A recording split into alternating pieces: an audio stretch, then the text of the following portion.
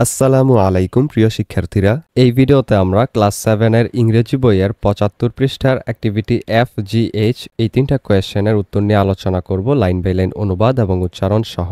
এখানে দেখাও প্রতিটা লাইনের নিচে আমরা সেটার বাংলা অনুবাদ দিয়ে দিয়েছি, প্লাস ওইটার ইংরেজিতে উচ্চারণও দিয়ে দিয়েছি যাতে তোমাদের বুঝতে সুবিধা হয়। আমাদের আগের ভিডিওটি থেকে সাবস্ক্রাইব করেছে রাহুল, থ্যাংক ইউ রাহুল।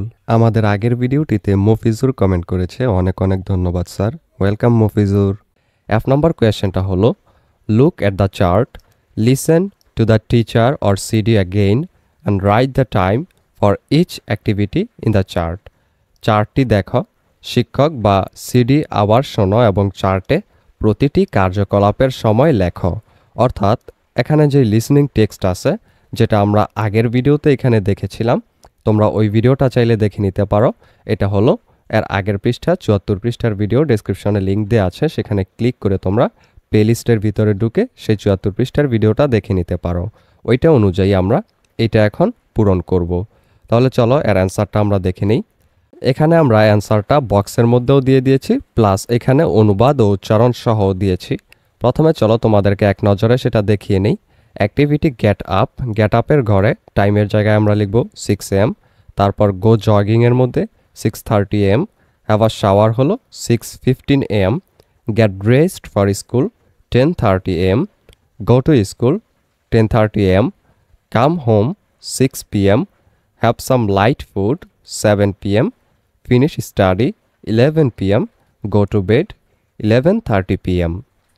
এবার চলো আমরা অনুবাদ সহ দেখে নিই।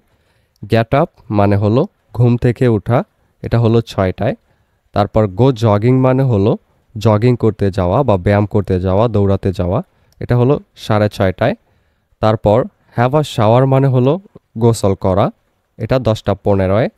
গেট ড্রেসড ফর স্কুল মানে হলো স্কুলের জন্য তৈরি হওয়া, 10:30টায়।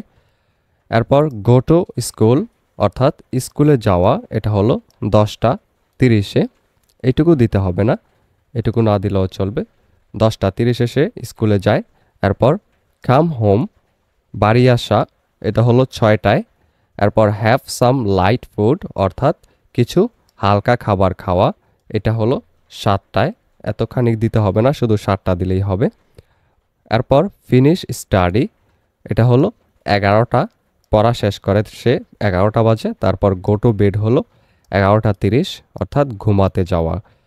এরপর জি এর মধ্যে আরেকটা কোয়েশ্চেন দেওয়া আছে, সেটা হলো does Arun do this things, complete the sentences, অর্থাৎ অরুণ কি এই কাজগুলো করে, বাক্যগুলো পূরণ করো। একটা এক্সাম্পল দেওয়া আছে, he gets up at 6 o'clock, সে সকাল 6টায় উঠে। এরপর আরেকটা হলো he doesn't practise on Fridays, সে শুক্রবারে অনুশীলন করে না।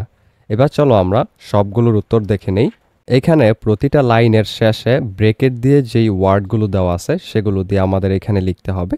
তো এখানে দেওয়া আছে প্রথমটায় হি ড্যাশ অ্যাট 4 o'clock, এখানে গেট আপ দেওয়া আছে অর্থাৎ ঘুম থেকে ওঠা, সে ঘুম থেকে কি উঠে কিনা 4টা বাজে।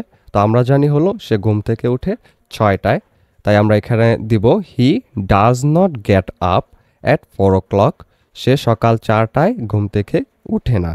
তারপর 2 নম্বরটা হলো he does not go to school by bus, সে বাসে করে স্কুলে যায় না। এখানে বাসে করে দেওয়া, আমরা জানি সেই স্কুলে যায় হলো বাইসাইকেল দিয়ে, তাই আমরা এখানে does not go Dev.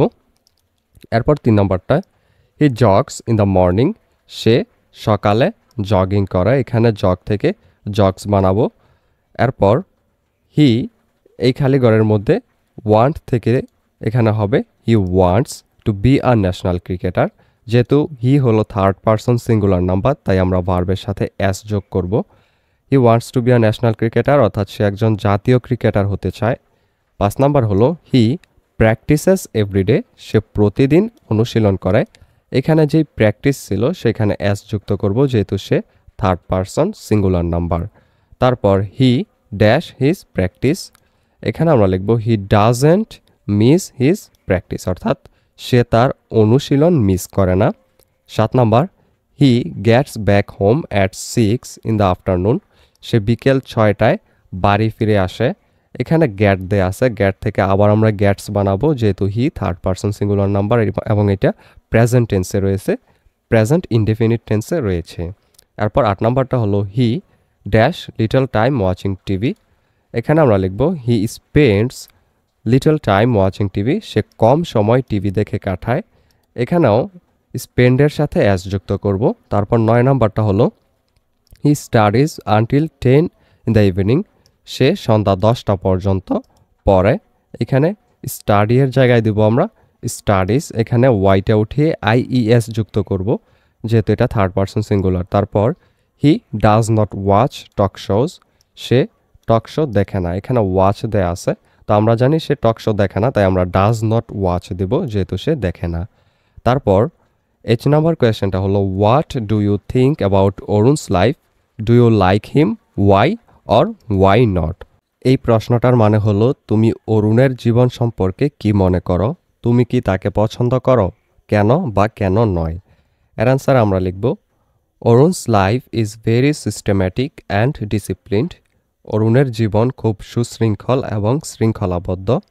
Yes, I like him as his week is full of interesting activities like playing football, kabaddi, spending with friends, going to his mother, etc. হ্যাঁ, আমি তাকে পছন্দ করি কারণ তার সপ্তাহ আকর্ষণীয় কার্যকলাপে পূর্ণ, যেমন ফুটবল খেলা, কাবাডি, বন্ধুদের সাথে সময় কাটানো, তার মায়ের কাছে যাওয়া ইত্যাদি।